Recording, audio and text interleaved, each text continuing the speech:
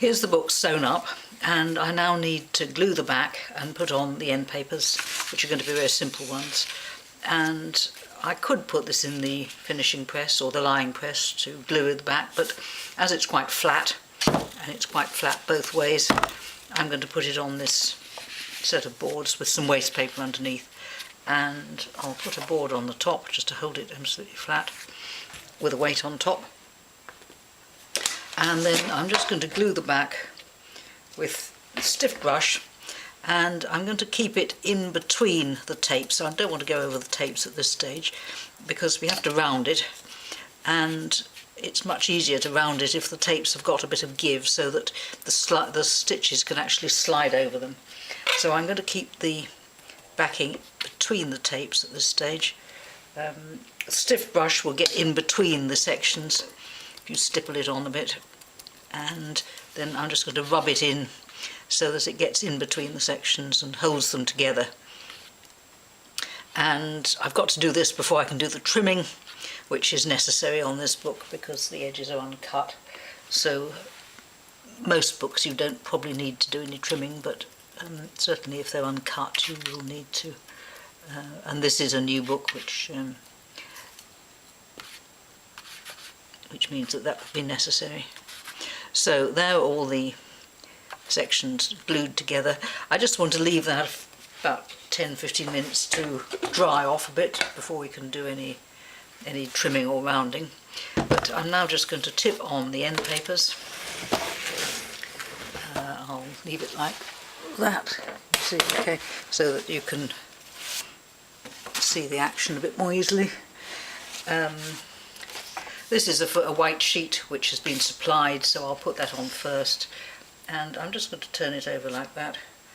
And it doesn't really matter whether you glue the book or the end paper, but if I use the end paper as a mask, I can just put a bit of glue along here. You can use paste if you want to, it takes a bit longer to dry, but as I want to do the backing almost immediately I've done this, I would like this to dry quite quickly. So having used it as a mask, turn it over, and using your finger and two fingers and the thumb and your other fingers in the same way that I've shown before, just lay the end paper down so it's level.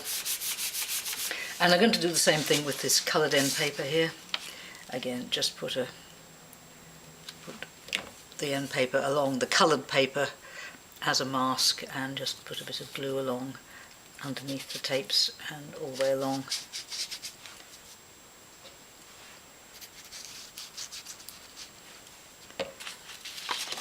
Turn it over and lay it down. You'll see that it's a lot bigger than the book, but that's all right. We're going to trim the whole lot off. I will actually trim it down to the same size as the book, and then I'll put the other end paper on the other side. So I've got the end papers in position, and because I'm going to actually use the plough, but because it's easier if I can see where all the pages are, I am just going to trim the end papers down to the same size as the rest of the book. So in the way I think I've shown you before, I just put a ruler down inside the book, just under the text block and above the end paper, and just cut straight down. And that trims off the end paper at the right place. And I'll do the other side as well. If you've got these large chunky bits of end paper sticking out, it rather gets in the way.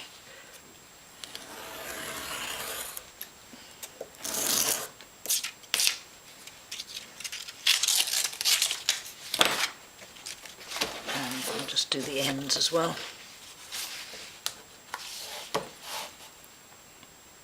And when I've done this, I will show you how to do the trimming using the plough, which for most of us is the only effective way you really can. If you have access to a large guillotine, of course that's ideal. Sometimes a friendly printer will help as well. They usually have those large bits of machinery, and if you do need something cut, they probably will be helpful. So that's just a rough trim all the way around, so that it'll now be ready when that's dry. I want to give it a little bit longer when that's dry, and I need to make sure also that all the all the bits.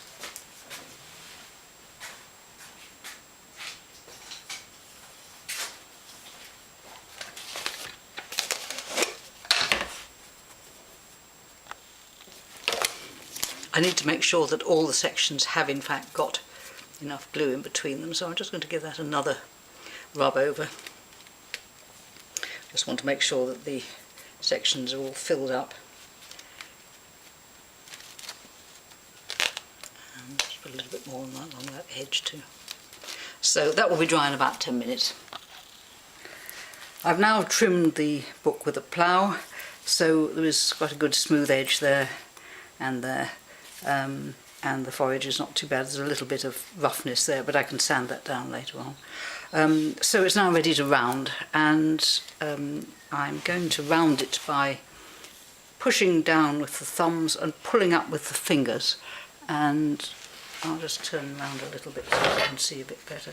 The thumbs push down, the fingers pull up, and the idea is that you should have a flat page across the top, not bending it in half but pulling it up, and you rock your hands down, turn your whole hand round so that you don't get this bending, but your hand comes round and you pull over this first section. This is actually going quite easily. If necessary, you can do a bit of tapping with a hammer, not whacking it down, but a gentle tap forward just to encourage the first section to pull forward so that you get that nice curve on the spine. And the same thing the other side. With a new book you will have to encourage it quite a lot because it's not used to being there. So then already we're beginning to get that nice curve there. That first section has slipped a little bit. That's all right, we'll get that back again when we come to do the rounding. I might put a bit more glue on there just to hold it. So that's now ready to be put in the press for backing. I've got my book rounded, and to do the backing one really does need a proper lying press like this. It's got to have the weight. With an ordinary finishing press you simply haven't got that weight. I'm just going to move the camera back a bit so you can see what I'm talking about. You need to have those long bars with the holes in so that you can really apply a lot of pressure, and the finishing press just doesn't have that strength. So I've got the book here. We've got the round, and I'm just going to emphasise it a little bit more so that it's got a nice curve. Now there is quite a lot of swell in the back, which we found when doing the trimming, so it may well be that I'll have to put some packing in to make this possible, because I think these are going to keep slipping down. One thing about this process of getting the backing boards in, it is very difficult to do. Don't rush, it's not a race, you just need to make sure you get it right. And the best binders spend a long time doing this. So I'm going to see what happens when I try to put it in with the boards up against the lines which I've drawn along here. And I think I'm going to find it's a bit too awkward. Oops. I'm going to try putting the pressing boards, the backing boards on, you know the backing boards, they're these angle boards, and I've drawn my line on the book along here as a guide. I think I'm going to have to put some packing in, because I can see that when I try to put this in the press, they're just going to keep slipping. I don't think it's going to be possible to do it without packing the book a bit. So I'm going to put in some of the same kind of packing that I had for doing the trimming, and spread it out a little bit so I've got some paper throughout the book, and this will make it much easier. It'll stop the pressing boards, the backing boards slipping down all the time, and that should do the trick. So let's try again. It's also rather slippery paper actually, which I've used for the end paper, which doesn't help. That's better. So put one of the backing boards along the lines, then put the other one on. You'll find that they'll slip. Don't worry, just keep putting them back again until they don't, and even when they do, you can usually tweak them back again. So I'm lowering them into the press. I can't see what's happening that side. I think they're slipping down a bit. Yeah, that doesn't look too bad. And this side is not too bad. Press the whole thing down tight, and you want to end up with the angles here of the backing boards at exactly the level point with the sides of the press. So these points here have got to be level with that. So I need to press down a little bit further. As I said, take your time. It's not important that you get there at the same time as the person on the bench next to you. What is important is that you get it in the right place. And I think that's all right. You can also now even up the tapes a little bit, pull them through so that they're level both sides. If you've done your sewing properly and not picked up the tape as you go, that's no problem. Also, you will find that as you do the rounding, the tapes can slip through under the stitching perfectly easily. You need to make sure that these are even both sides. They're not at the moment. I think actually this is a little low on the side nearer to the camera, so I'm just going to pull that up a little bit. That looks better.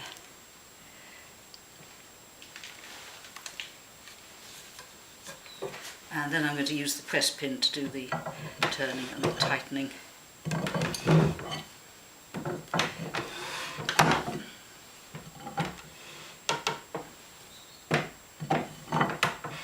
Luckily it looks wider side for some reason. I don't quite know why that should be. Oh, I guess I see. It's slipped, the border slipped down on me. Yeah, the border slipped down there, so I need to just adjust that. As I say, take your time. It's much better to get it right, because this is where the whole shape of the book is formed, and if you don't get it right, then you just can't do anything about it later on. So I'm just going to ease that up a little bit and that one down, and I'm going to come around that side and have a look at it.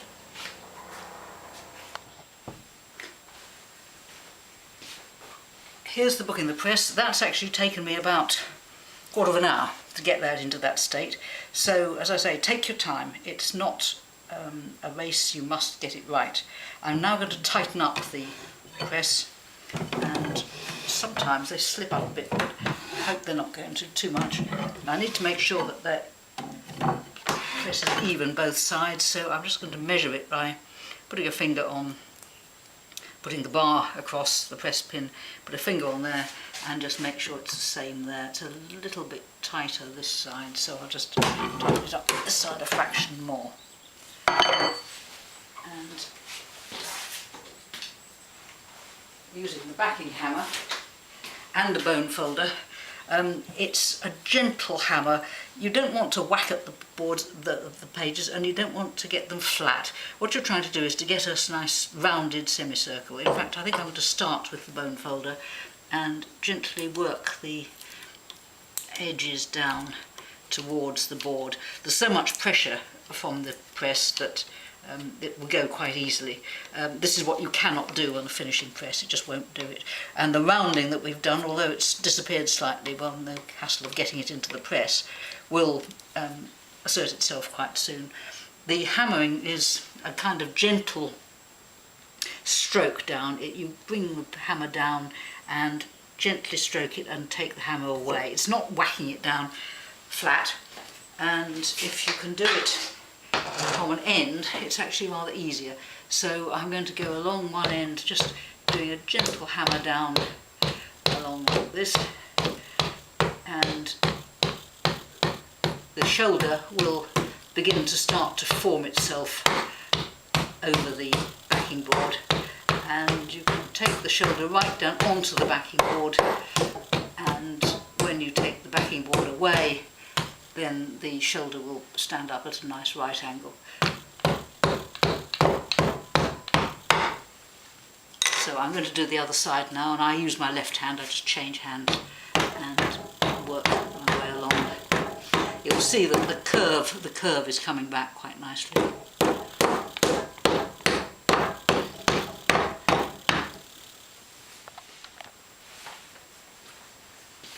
What you want to avoid is whacking it flat with the hammer like that. You just need to make sure that the middle sections stick up and that they don't start trying to go in the wrong direction. I'm just going to finish off with the bone folder just to work along, make sure that the shoulders are down as far as I can get them, but you can see, I think, that there's a nice curve on that, and you've got the shape, and it's pretty well even both sides.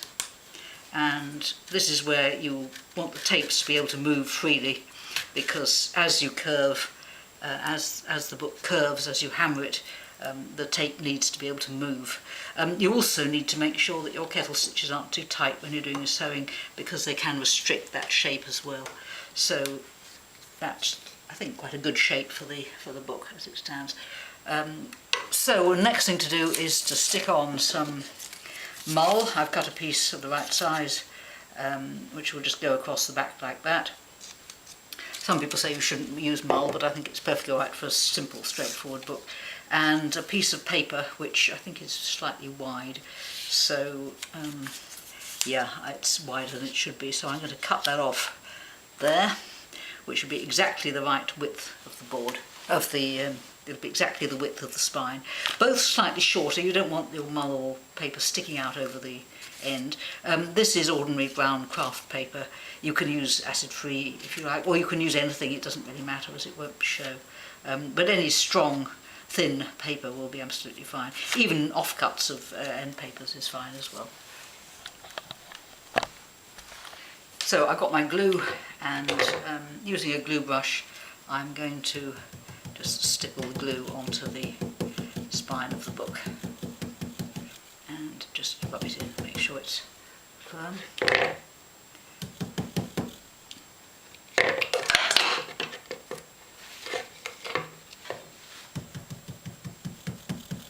And this time I can go over the tapes because they're where I want them to be. They don't need to go anywhere else now, and so you can be fairly generous. And to lay them all on the top, and probably I'll need to put a bit more on top if there's enough glue on. It will come through the mould, and I think I'll need a bit more. Don't ever over glue, always have less than you need rather than more. It tends to get everywhere, and mostly you don't need more than a small amount anyway. So I'm just going to spread that out as much as I can along the mull. Incidentally, I'm using archival PVA, which is what I usually use. Evacon is the conservationist one for preference, but it's often a bit difficult to get hold of. It's also a bit difficult to use. I find it tends to go off rather easily. But this seems to give very satisfactory results, this archival PVA. So I'm now going to lay the piece of craft paper over the top, a bit down, and then take it down with your bone folder, give it a good rub down, and use this part of your hand as well, the ball of the thumb, to really work it down over the back of the sections, and that will be holding the whole book together. Technically, I understand that purists will say that the case binding is not a binding at all, it's not a real binding, but I think for practical purposes it's as easy to refer to that as anything else. Otherwise you would just call it a case, and I think unless you are a real binder nobody's going to know what you're talking about, so case binding I think will cover it, even though it's not technically correct. Douglas Cockerell's book doesn't even refer to it at all. It reckons it's beneath contempt, I think, but he was a different era, so we just have to do what we can now. So that's the book ready for the case binding to be put on it, and I'll now just let that rest for a little bit so it can firm up.